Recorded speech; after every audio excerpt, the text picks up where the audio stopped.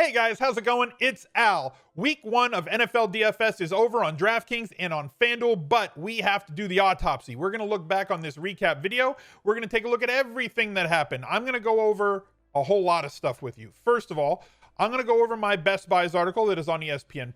I'm going to tell you where I was right, where I was wrong. We're going to take a little bit of a deeper look into certain players where if I was right, did I get lucky or was the process good?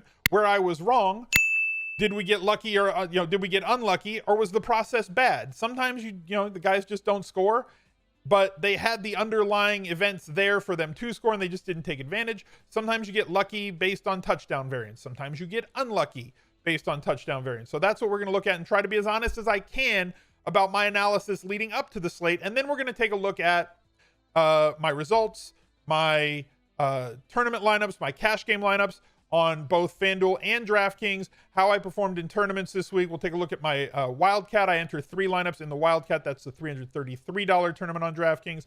We're going to take a look at the Millionaire Maker, the 150 lineups that I put into that. We're going to recap the cage match that I played with Peter Overzet to give you the winner of that one. We'll keep track of my record in cage matches this season. And we'll also look at my cash game, my main lineup on FanDuel.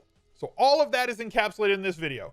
I think this is a very important video to watch every single week. I also know that historically, this is one of my least viewed videos on a week in, week out basis. Everybody wants the answers to the damn test and they don't want to look back and see how they got, what their grade was from the previous week and use that information to get better. But I think that that's extremely important. The other way that you can get better is to jump in the Discord. Links to all my socials and the Discord are available down below in the description. Make sure you click show more so that you can join in on the conversation. When I'm not here, it's much easier for me to get to know you if you guys come by Twitch as well and drop a follow on that channel because I record every one of these videos live on Twitch. I'm live 6 days a week. Again, link available down below in the description and probably the pinned comment. With all that, appreciate you guys being here. Drop a like on the video. Let's try and get this video out to more than the usual amount of people who see the recap. When you drop a like on a video, it really helps. It forces the YouTube algorithm to say, hey, look, people are interacting with this video. They're leaving a reply. They're hitting like. Let's give it out to more people. Let's put that thumbnail out there and see if we can't get more people to watch it. I think this video is extremely important, and it saddens me that not as many people look back at how things went the week before. But that being said, it is what it is. Let's take a look at Best Buys. Here it is, the article on ESPN+. That's my name. That's me. Taking a look at quarterbacks, we're going to start here with Lamar Jackson, 20 of 25 for 275, 3 touchdowns, 7 rushes for 45 yards, 27.5 DraftKings points. Smash. Matt Ryan, 37 of 54, 450 yards, 2 touchdowns, 1 interception, 27.9 DraftKings points. Smash. Cam Newton, 15 of 19, 155, 15 rushes. That's an absurd number, by the way, and I don't think that he's going to run it 15 times a game. For 75 yards, 2 touchdowns, 25.7 points at 6.1K. Smash. Russ Wilson, 7K, 31 of 35. I told you that efficiency, not volume, is what really guides quarterback fantasy scoring. 322 yards, got you the bonus on DraftKings. 4 touchdowns, 3 rushes, 29 yards, 34.78. You can say it with me. Smash. Jimmy Garoppolo, 5.8K. 19 of 33, 259, 2 touchdowns, no interceptions, 19.26 points. He was fine. Right? He didn't kill you. He didn't win you a tournament.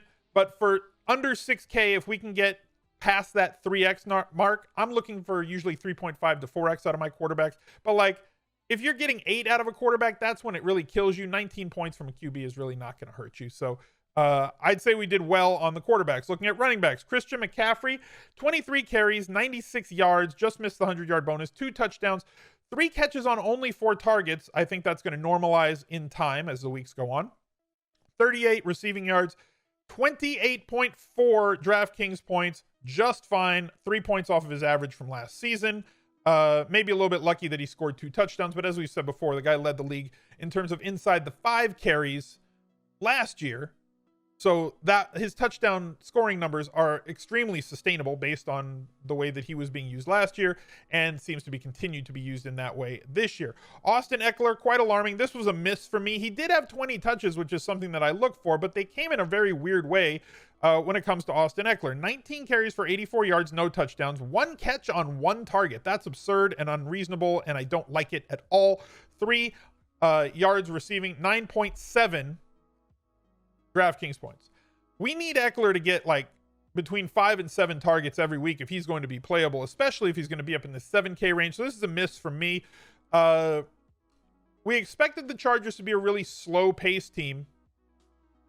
We also expected Kelly to take a lot of those inside the 5 carries that I didn't think Eckler was going to get 100% of. So we knew that there was a little bit lower touchdown upside here, but I felt that his pass game usage was going to be there. You can give me an L on this one if you want.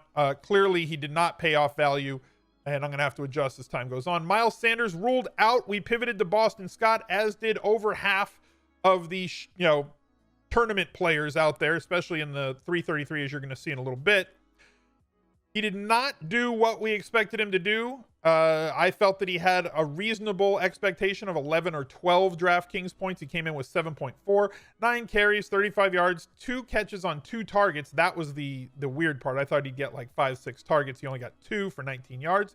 And we were also interested in Antonio Gibson, especially before Boston Scott became a play, because there was just no value on DraftKings. And he was more of a DraftKings play than a FanDuel play for me. 9 carries, 36 yards, almost pretty much mimicked Boston Scott's usage. 2 catches on 2 targets, 8 yards receiving, 6.4 DraftKings points. The argument here is people are kind of victory lapping and breaking their arms, patting themselves on the back, saying that like, well, I didn't play that chalk play. I didn't play Antonio Gibson. I didn't play Boston Scott because I'm a super smart player and they didn't do well. And so therefore I'm smarter than everybody else. You're going to see why that's wrong in just a minute. Devontae Adams. Smash. 44.6 DraftKings points, 14 freaking catches on 17 ludicrous targets for 156 yards and 2 outstanding touchdowns. If you were going to win a GPP, you had to have Devontae Adams in that lineup. We knew he would get a monster amount of targets. 17 is kind of off the charts. I'm expecting between 11 and 13 for him every week, so 17 is going to be a bit of an outlier. So are those 2 touchdowns, though. He is a great candidate for 11 to 15 touchdowns on the year. So he will have some multiple touchdown games as we move along. Great day for him. Calvin Ridley, 9 catches, 12 targets, 130 yards, 2 touchdowns. He was going to get there whether they were chasing or not, but they were chasing and they did throw the ball a ton. And anytime that they throw it a ton, you're going to see Julio Jones and Calvin Ridley get the lion's share of those targets. 36.9 DraftKings points. Say it with me, chat. Smash. DK Metcalf. We got a little bit lucky with this one, though he did get the targets I wanted. 8 targets from it, only 4 catches. DK Metcalf does not ever really have, at least last year, did not really have a great catch per target rate. His hands are somewhat questionable, possibly toaster-ish. But he did have 95 yards and a touchdown because he did catch a long one from Russ, ending the day with 19.5 DraftKings points. So fine, really great. Not an absolute smash play, but he did just fine. Michael Thomas got his ankle rolled up on and had the worst day that he's had at the Superdome in like 2.5 seasons. 4.7 points on only 5 targets. As I said, he left in the first half with an injury that really affected his day, especially. I think we got unlucky here, especially considering that the Saints scored 34 points against the Buccaneers.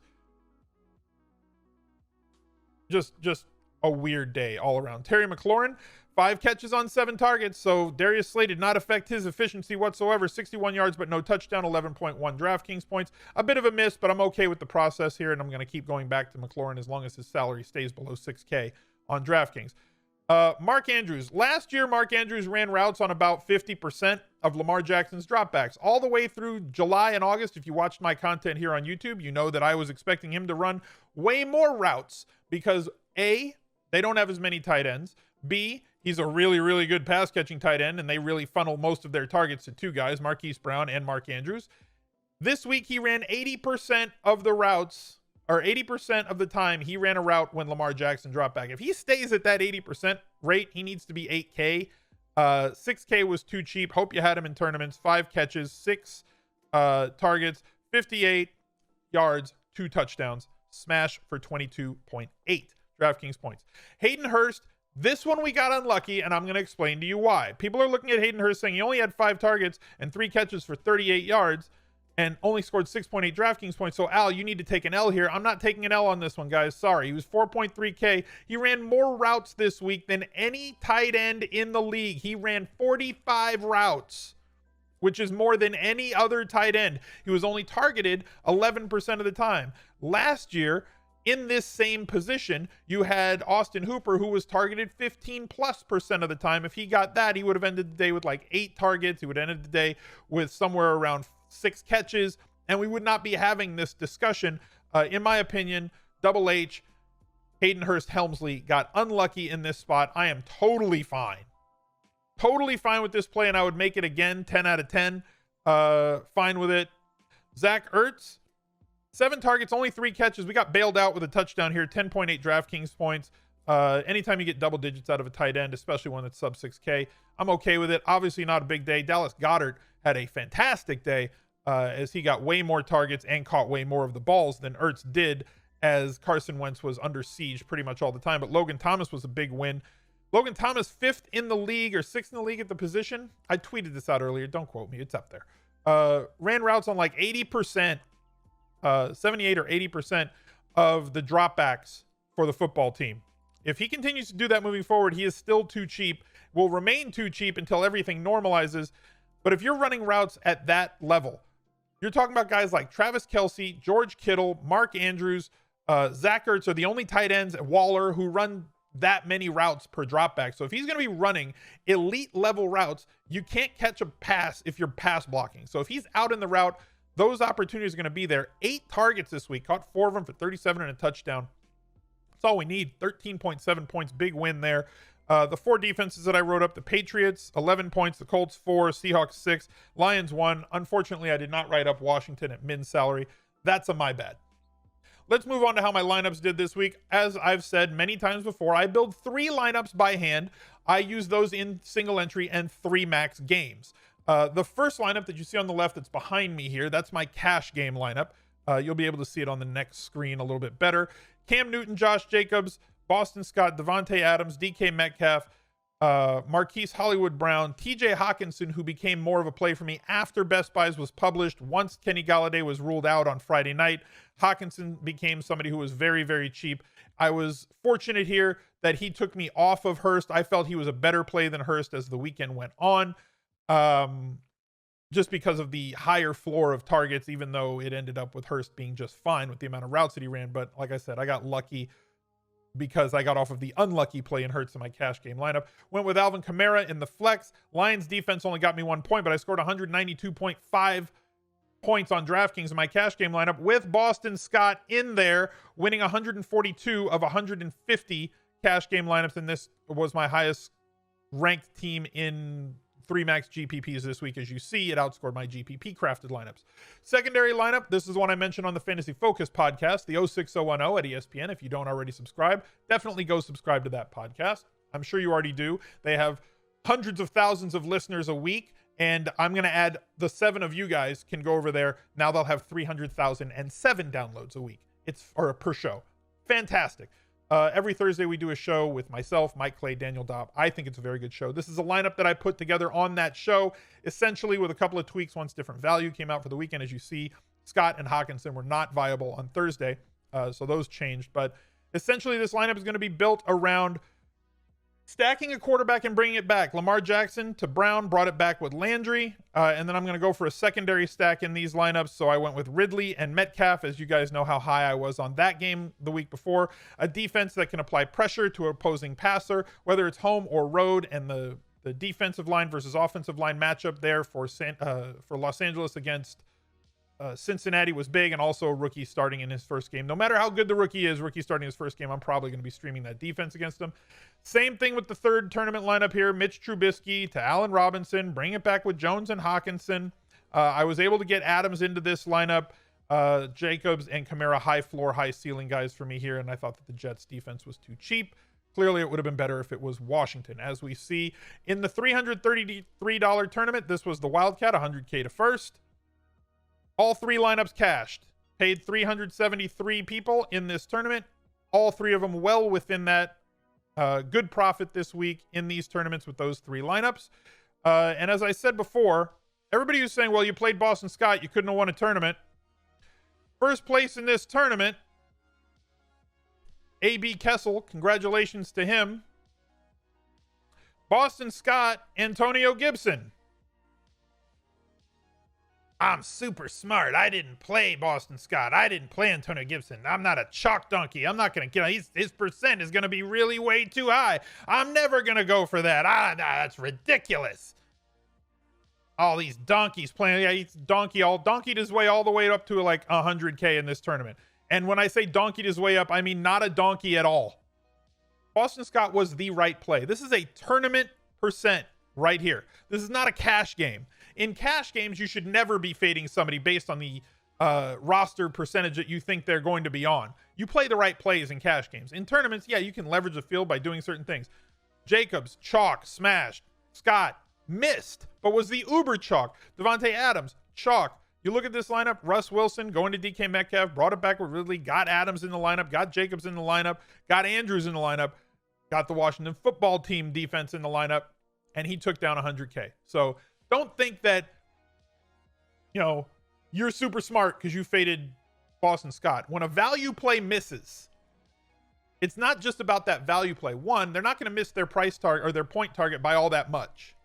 Two, when they do smash, it's going to raise the cash line and raise the first place line, right? Like the amount of points you're going to need to score to come in first. If Boston Scott had 25 points, you would have needed 240 plus to win this, and you would have needed like 270 plus to win the Millionaire Maker.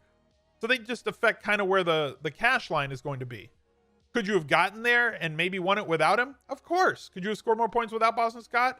Sure. But it didn't preclude you from winning, and that's why I'm bucking at the back padding for not playing Boston Scott. It wasn't about Boston Scott. It was about what Boston Scott could get you to, and he could get you to an awful lot on DraftKings where it was extremely tight.